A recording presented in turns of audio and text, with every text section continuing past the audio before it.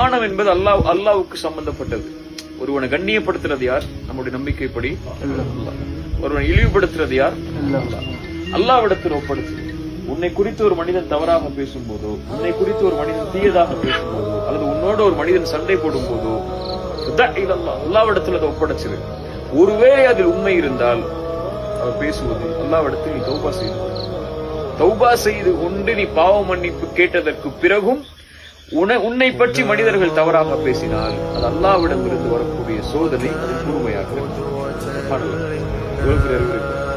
ஒருவேளை நீ அவங்க உன் மேல அவதூறு சொல்லல, ஆனா உனக்கு அது அவதூறா தோணுது, அல்லது உன் மேல தவறு சொல்றது உனக்கு பிடிக்கல அப்படின்னா உனக்கு அல்லாஹ் எச்சரிக்கிறான். அவர்கள் மூலமாக நீ தனிமையில் உட்கார்ந்து அல்லாவிடத்திலே தௌபா செய்து கொள். அதற்கு மேலும் உன் மானம் கண்ணியம் இழக்கப்பட்டால் அது அல்லாவிடம் இருந்து வரக்கூடிய சோதனை. பொறுமையோடு அல்லாஹ் அதிலிருந்து உனக்கு விடுதலை, அதாவது அல்லாஹ் உனக்கு அந்த இடத்தை விட்டு அந்தஸ்தை நீ விரும்பாத முறையில் அல்லாஹ் உன்னை உயர்த்துவான்னு சொன்னான்.